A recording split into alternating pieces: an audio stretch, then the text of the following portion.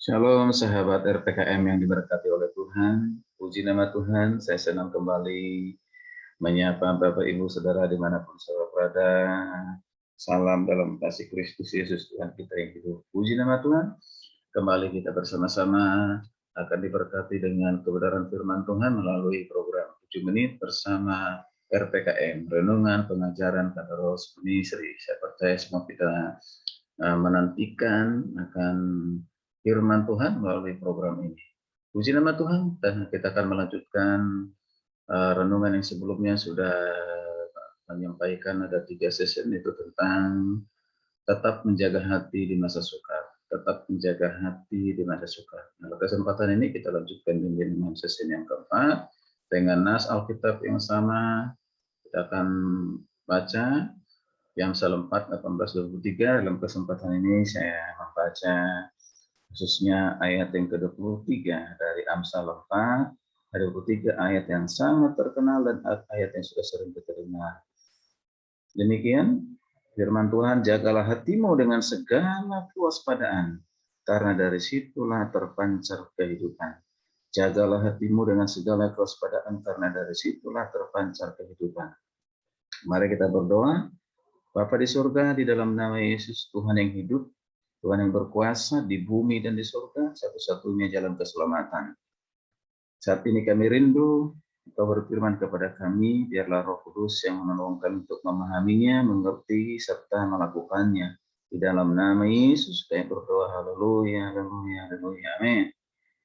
Baik Bapak Ibu dikasih Tuhan, tetap menjaga hati di masa sukar. Kita masih ada di masa sukar sampai saat ini. Kita berdoa supaya bangsa kita, Indonesia, ditolong Tuhan, dipulihkan oleh Tuhan. Baik semua mereka yang mengalami sakit karena terpapar virus corona, dan juga perekonomian Indonesia kembali bangkit, tumbuh pesat sehingga dinikmati oleh umat Tuhan, rakyat Indonesia dengan kembali lebih baik dan lebih normal. Terima kasih untuk doa-doanya buat bangsa kita. Teruslah kita berdoa buat bangsa kita, negara Indonesia. Haleluya, puji Tuhan. Mari bersama-sama bagaimana kita menjalani kehidupan di masa sukar, di masa sulit, bahkan di masa segala situasi apapun, kita tetap menjaga hati kita. Menjaga hati kita. Di sebelumnya sudah sampaikan bagaimana kita menjaga hati kita di masa sukar ini. Yang pertama, kita harus menjaga setiap langkah kita. Dan juga yang kedua, jagalah pelita kita. Dan yang ketiga, yaitu jagalah hati kita. Jagalah hati kita. Puji nama Tuhan.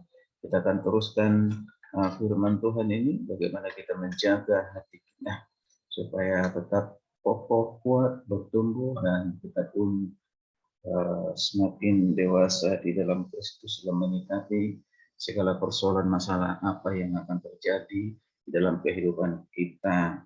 Dan itu menjadi ujian yang Tuhan izinkan membuat kita naik kelas, ya, sehingga kita tidak lagi seperti anak-anak yang diombang-ambingkan, tetapi kita memiliki iman yang teguh, iman yang tangguh. Haleluya, puji Tuhan. Selalu katakan, aku kuat karena firman, aku kuat karena Tuhan. Haleluya. Kita teruskan bagaimana kita bisa menjaga hati kita sesuai dengan nas firman Tuhan yang sudah kita baca tadi. Jagalah hatimu dengan segala kewaspadaan, karena dari situlah terpancar kehidupan. Sekali lagi, bahwa hati manusia adalah pusat kehidupan kita. Dari hatilah kita berpikir, dari hatilah kita berperasaan, dari hatilah kita bisa melakukan suatu kehendak. Tentunya hati ini adalah hati yang sudah diperbaharui oleh Tuhan, diperbaharui oleh Roh Kudus. Haleluya. Mari kita perhatikan bersama-sama, saudara kasih Tuhan. Kita lanjutkan. Ya, mari kalau kita perhatikan firman Tuhan yang kita sudah baca tadi, ya luar biasa. Sebenarnya di dunia ini hanya ada 2 jenis hati manusia. Ada 2 jenis hati manusia. Tidak ada jenis hati yang ketiga. Ya, tidak ada. Tidak ada hati yang netral juga, tidak ada. Ya, seharusnya begitu. Hanya ada 2 macam hati. Itu apa, saudara kasih Tuhan? Itu hati yang percaya kepada Tuhan. Hati yang percaya kepada Tuhan. Itu hati yang berpaut kepada Tuhan. Dan satu lagi adalah hati yang berontak kepada Tuhan. Ya, hati yang berontak kepada Tuhan atau hati yang tidak percaya kepada Tuhan, hati yang jauh dari Tuhan. Sekalipun sudah pernah mendengar tentang kebenaran akan Tuhan, kebenaran tentang Yesus Kristus Tuhan, tapi kalau hatinya belum percaya, dia akan jauh dari Tuhan. Ya, kalau kasih Tuhan. Itu dikatakan bahwa hati yang berontak kepada Tuhan. Sudah tahu kebenaran, tapi tidak hidup dalam kebenaran. Ya, malah justru memberontak, menolaknya. Baik. Nah, saudara kasih Tuhan, untuk itu, marilah kita melihat lebih jauh lagi tentang kedua macam hati manusia ini. Ya, ya, yaitu Alkitab banyak berbicara mengenai hati manusia. Nah, kita perhatikan misalnya salah satu kita lihat juga di salah satu kitab Yeremia. Dalam kitab Yeremia pasal yang ke-17 ayat 9 sampai 10 dikatakan demikian. Betapa liciknya hati, lebih licik daripada segala sesuatu. Wow, hati sudah membatu. Siapakah yang dapat mengetahuinya? Nah, aku Tuhan yang menyelidiki hati. Perhatikan nih, aku Tuhan yang menyelidiki hati, yang menguji batin untuk memberi balasan kepada setiap orang setimpal dengan tingkah langkahnya, setimpal dengan hasil perbuatannya. Luar biasa. Ada sebuah pepatah lama yang mengatakan, mungkin sudah sering kita dengar pepatah ini ya. Ya, dikatakan begini.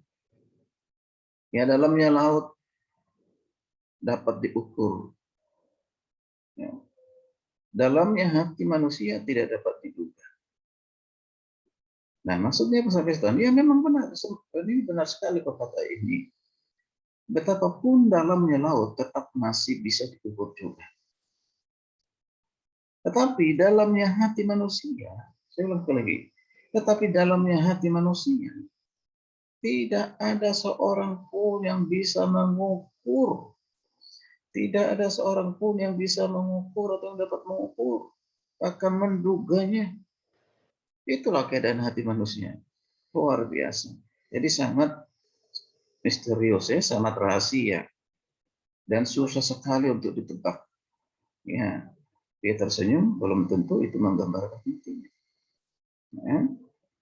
Dia menangis, bisa saja pura-pura menangis, belum tentu itu menggambarkan hatinya. Dia tertawa, terbahak-bahak, belum tentu itu menggambarkan hatinya. Ya, kasih Tuhan. Firman Tuhan pun menyatakan demikian. Siapakah yang dapat mengetahuinya? Artinya mengetahui hati manusia. Kalau dikatakan juga bahwa hati inilah yang paling licik di antara segala sesuatu. Wow, perbandingannya dengan segala sesuatu sebenarnya. Bukan tangan kita yang licik. Bukan pikiran kita yang licik. Bukan mulut kita yang licik. Bukan. Jadi apa yang paling licik? Yang paling licik adalah hati. Waduh. Katakanlah kita Yeremia ini, saudara Tuhan. Dan hati yang licik akan melahirkan apa? Akan melahirkan segala perbuatan yang licik juga. Bahkan yang sangat licik. Yang akhirnya juga akan apa? Menimbulkan akibat yang tragis. Karena segala perbuatan licik yang dilakukannya. Saudara Tuhan. Nah, kalau kita perhatikan dalam Alkitab bahasa Indonesia sehari-hari, terjemahan PIS, bahasa Indonesia sehari-hari ditulis demikian. Ya, ayat dan di Yeremia 17 ayat 9 tadi katakan, hati manusia tidak dapat diduga, paling licik dari segala-galanya dan terlalu parah penyakitnya. Wow, luar biasa hati ini ya. Hati manusia itu dikatakan tidak dapat diduga, bahkan paling licik dari segala-galanya loh. Dan terlalu parah penyakitnya. Jadi hati yang licik itu diumpamakan seperti penyakit ya. Ya, penyakit. Penyakit apa? Penyakit terminal atau penyakit yang parah. Nah, Bapak Ibu dikasih Tuhan. Penderitaan akibat penyakit fisik apapun tidaklah seberapa. Ya, penyakit fisiknya panas, demam, DBD, bahkan mungkin juga akibat kena virus corona, terpapar virus COVID-19 ya, sakit ginjal, belum apa-apa, belum ada apa-apanya ini saudara kasih Tuhan, bahkan kencing manis, ya, mati, tidak apa-apa. Itu mungkin buat kita sakit menderita betul. Tapi jika terkena sakit hati, waduh ini dia. Betapa luar biasanya penderitaannya. Itulah hati. Itulah hati. Apabila seorang menderita sedikit gangguan penyakit fisik, biasanya ia akan berusaha keras supaya penyakit tersebut cepat mungkin disembuhkan. Ya, anehnya justru seringkali kita ingin tetap menyimpan atau memendamkan sakit hati, tidak segera menyembuhkannya. Bisa berhari-hari, bisa berminggu-minggu, bahkan bisa sampai bertahun-tahun. Bukan ingin segera sembuh. Sebaliknya kita justru malah ya dikatakan terus memeliharanya atau bisa dikatakan rajin memeliharanya. Ya, sakit hati ini bahkan terus-menerus kita pelihara. Sehingga menjadi apa? Menjadi monster dalam hidup kita. Wow. Monster itu terus membayang-bayang hidup kita dengan datang dalam khayalan dan mimpi kita. Monster itu juga mengganggu pikiran kita, mengganggu perasaan kita, membuat kita gelisah, tidak tenang, tidak damai, tapi masih aja dipertahankan. Bahkan mungkin berakibat kepada kita bisa sakit. Ingat, semua itu berasal dari mana? Berasal dari hati. Hati yang sakit itu penuh akar kepahitan. Hati yang sakit penuh dengan akar kepahitan. Hati yang sakit penuh kebencian dan kebusukan. Wow, itulah soal hati. Jadi, mari kita perhatikan hati ini sering Tuhan. Supaya kita membersihkan hati kita dari segala hal-hal yang kotor. Membersihkan hati kita dengan apa? Firman yang tinggal dalam hati kita. Kalau kita sedang sakit hati, biasanya kita cenderung untuk apa? Untuk selalu membagikannya dengan orang lain. Wow, dia nggak cukup hanya dia sakit hati. Maksudnya supaya orang lain juga ikut merasakan sakit hati kita. Lalu kita bisa melukai orang lain. Orang yang suka melukai hati orang dan dia tidak sadar bahwa itu melukai hati orang, ingat berarti dia sedang sakit juga. Dia itu sakit apa? Sakit hati. Benar. Ini bukan lelucon kasih Tuhan. Karena itu, mengapa kita tidak ingin segera sembuhkan? Ya. Seperti apapun masa lalu kita trauma dengan masa lalu mungkin itu. Ya, diakibatkan oleh suami, diakibatkan oleh istri atau orang lain, mungkin berlaku kasar kepada kita, berlaku tidak adil kepada kita, dan macam-macam. Ya mungkin pernah mau membunuh kita, gagal, ya pukul tangan, memukul kita, menghajar kita. Mungkin pernah dibuat seperti bola istri oleh suami, ya kan, masa lalu itu mungkin. Ya, kalau itu terus-menerus kita simpan dalam hati kita, kebencian, kepahitan, maka saya katakan itu akan menjadi monster yang akan menghantui kita. Bahkan mungkin tidak percaya lagi kepada laki-laki, tidak percaya lagi untuk orang lain, tidak percaya lagi kepada orang-orang sekitar kita. Padahal belum tentu orang itu sama dengan orang yang pernah kita kenal menyakiti hati kita. Jadi kasih Tuhan. Jadi lain halnya kalau penyakit fisik, tentunya kita ingin segera sembuh. Luka sedikit langsung cari obat, ya. Ya, sakit kepala langsung cari podrek, kan gitu. Padahal rumah sakit di zaman sekarang ini lebih bagus ya, lebih modern dari rumah kita sendiri. Kita sedikit-sedikit ya cari obat lebih cepat. Nah, serius Tuhan, semodern apapun rumah sakit di dunia ini, di bangsa ini, tidak dapat menyembuhkan sakit hati. Ingat tuh. Nah, tidak dapat menyembuhkan sakit hati, sakit fisik ya. Jadi sering kan Tuhan, kadang-kadang rumah sakit tidak kalah bagusnya dengan hotel. Misalnya ada katakan di Jepang dan Singapura itu ada rumah sakit yang mewah ya. Ya di bawah rumah sakit itu katanya ada shopping center. Mungkin supaya orang yang mau mati sempat belanja kali ya. Ya atau tidak apa-apa ya kan gitu. Supaya terhibur hatinya gitu dengan melihat situasi itu. Jadi rumah sakit itu begitu nyaman. Fasilitasnya lengkap, selengkap hotel berbintang 5. Fasilitasnya memang banyak. Tetapi siapa yang suka tinggal di rumah sakit? Sekalipun rumah sakit yang mewah, dilengkapi segala sesuatunya. Tidak seorang pun yang suka tinggal berlama-lama di rumah sakit. Bukan hanya persoalan biaya. Ya. Jadi biarpun rumah kita tidak seperti rumah sakit yang memiliki fasilitas bintang 5, tetap lebih baik kita tinggal di rumah masing-masing dengan apa? Di rumah dengan sehat daripada tinggal di rumah sakit dengan rumah sakit yang modern. Betul tidak? Iya. Meskipun gratis mungkin di rumah sakit atau mungkin dibayarin orang lain. Tidak seorang pun yang mau lama-lama di rumah sakit. Hanya orang stres atau orang gila dalam tanda kutip yang bisa lama di rumah sakit. Ya. Untuk apa? Karena itu butuh proses sembuhan yang mengalami gangguan jiwa. Ya. Ya berbeda dengan sakit hati. Bukannya mau cepat sembuh, malah ingin berlama-lama. Itu sih ya. Inilah sungguh mengherankan manusia ya. Sudah tidak nyaman, sudah tembok dia tidak tenang, tidak damai, masih dipelihara aja. Ya, janganlah kita pelihara sakit hati. Ya, jadi tidak mau disembuhkan, malah disimpan. Malah disimpan terus. Ada juga yang terus menjaganya supaya apa? Supaya subur.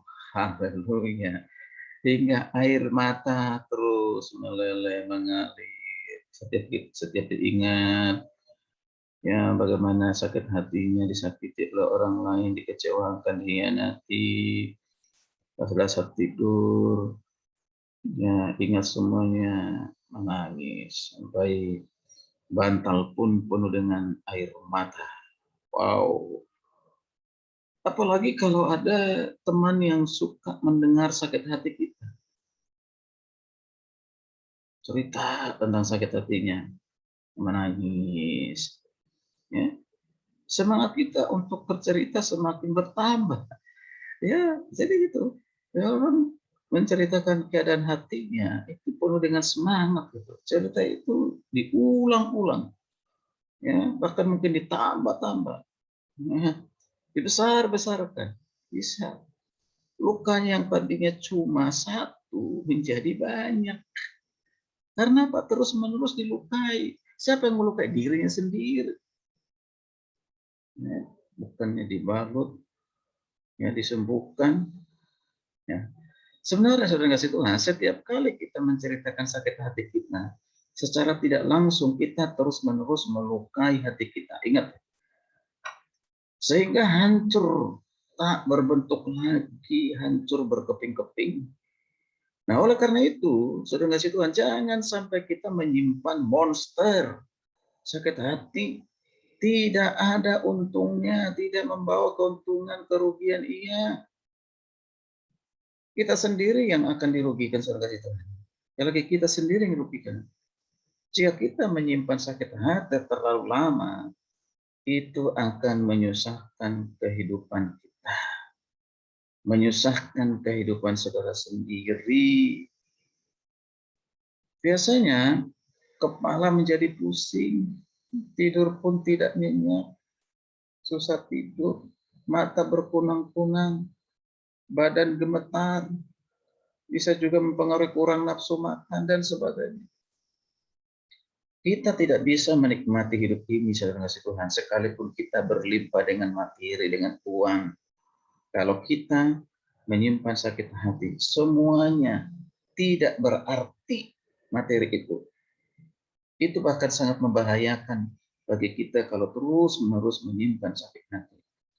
Sekali lagi dalam Yeremia 17 ayat 10 yang dikatakan tadi, Aku Tuhan yang menyelidiki hati, yang menguji batin untuk memberi balasan kepada setiap orang yang setimpal dengan tingkah lakunya, setimpal dengan hasil perbuatannya. Perhatikan, dikatakan dengan jelas oleh bahwa Tuhan menyelidiki hati. Jadi karena ini diterjemahkan dari peribahasa Ibrani ya, ayat tersebut sering disalah mengerti orang. Nah, Tuhan akan membalas semua yang kita buat. Jika kita berbuat baik, kita akan menerima kebaikan itu. Tetapi Tuhan tidak pernah kompromi dengan hati kita. Penting bagi kita untuk selalu menguasai, mengawasi hati kita. Oleh karena itu, marilah kita memeriksa hati kita masing-masing. Bagaimana seharusnya hati kita? Kita harus memiliki hati yang bertobat. Saudara harus memiliki hati yang bertobat. Dalam Roma 5 ayat 5 mengatakan demikian. Dan pengharapan tidak mengecewakan, karena kasih Allah telah dicurahkan dalam hati kita oleh Roh Kudus yang telah dikaruniakan kepada kita. Hati kita telah dipenuhi oleh kasih Tuhan. Ingat, kasih itu adalah kasih yang mengampuni, kasih yang tidak membalas kejahatan dengan kejahatan. Karena adanya kasih, semua kita pandang menjadi baik. Semuanya kita pandang menjadi baik. Saudara kasih Tuhan, dalam semua apa yang sudah disampaikan tadi, kita dapat menyimpulkan bahwa ada dua macam hati. Pertama adalah hati yang licik. Seperti yang dikatakan dalam kitab Yeremia 17 ayat 9 tadi. Yang kedua adalah hati yang bertobat. Roma 8 ayat 5. Hati adalah, sekali lagi, hati ini adalah hati kita, adalah hati yang dikuasai oleh Roh Kudus. Hati yang dikerjakan oleh Roh Kudus, yang dipimpin oleh Roh Kudus, itu yang baik. Hati yang diisi oleh Allah, diisi oleh kasih-Nya, diisi oleh firman-Nya. Mana yang kita pilih? Kalau hati kita diisi dengan firman Tuhan dan dikuasai oleh Tuhan, maka pusat segala-galanya adalah hati. Tapi kalau hati kita diisi dengan kasih Tuhan, yang terpikir oleh kita hanyalah kasih Tuhan, kehendak kita adalah mengasihi. Dan lagi, kalau pikiran perasaan kita adalah kasih, lainnya hanyalah kalau kita dikuasai kebencian, pikiran perasaan kita merupakan rancangan-rancangan balas dendam. Hati-hati. Tidak ada kasih di dalamnya. Tapi kalau ada kasih Tuhan dalam kehidupan kita, kebencian masa lalu, perasaan, atau orang-orang yang pernah mengecewakan kita, itu bukan saja kita lupakan, tapi kita bisa mengampuni dengan sempurna. Hati kita bersih karena ada kasih Tuhan, karena ada firman, karena ada kuasa Tuhan. Kalau tidak, saudara kasih Tuhan, kalau tetap menerus ada dalam kebencian, pikiran-pikiran negatif, perasaan-perasaan negatif, berarti kita sedang menuju kepada kehancuran jika tidak segera kita selesaikan. Kehendak kita adalah membinasakan orang lain, saudara kasih Tuhan, kalau kita terus menyimpan kebencian itu. Bisa saja, bukan hanya menghancurkan diri, tapi juga bisa menghancurkan orang lain. Dan kalau keinginan kita tidak tercapai, akan menjadi sakit hati. Karena masih terus-menerus menyimpan kepahitan itu. Sakit itu akan membuat penyakit, berdampak kepada penyakit fisik atau tubuh kita kalau terus-menerus menyimpan sakit. Bahkan tubuh ini akan rusak oleh apa? Oleh karena sakit hati. Coba pilihan mana? Dirusak oleh sakit hati, atau saudara dipulihkan, disembuhkan, tentu kita mau dipulihkan, disembuhkan. Karena itu jangan pernah simpan lagi sakit hati. Lepaskan sakit hati, lepaskan pengampunan dan kasih Tuhan. Isi pikiranmu, isi hatimu, isi perasaanmu, isi kehendakmu dengan kasih Tuhan. Dengan firman-Nya. Dan jangan pernah salahkan Tuhan. Bahkan mengatakan Tuhan itu tidak adil. Tapi cek diri kita sendiri. Segala sesuatu yang mengakibatkan apapun yang tidak baik, yang buruk pada kita, tidak pernah Tuhan mengizinkan itu. Tidak, Tuhan itu bukan dari Tuhan, tapi Tuhan bisa izinkan untuk mendewasakan kita. Ya, saya katakan, buang sakit hatimu, lepaskan sakit hatimu dengan cara mengampuni mereka. Mengampuni mereka dan berhenti membicarakan, menceritakan sakit hatimu kepada orang lain. Jangan, karena ketika kau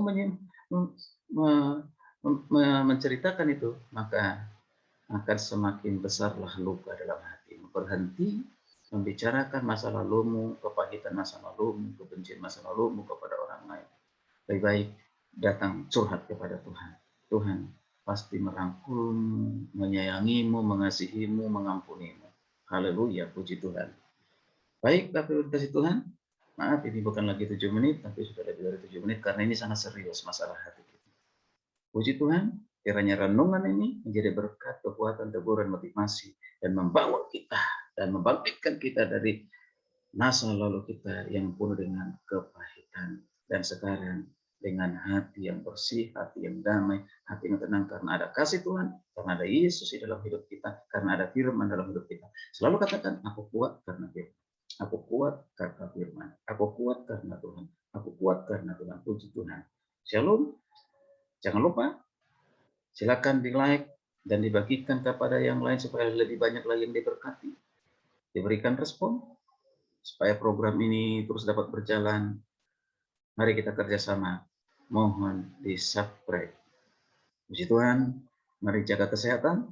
Ikuti protokol kesehatan. Anda sehat, keluarga sehat, Indonesia sehat. Tuhan Yesus memberkati. Shalom.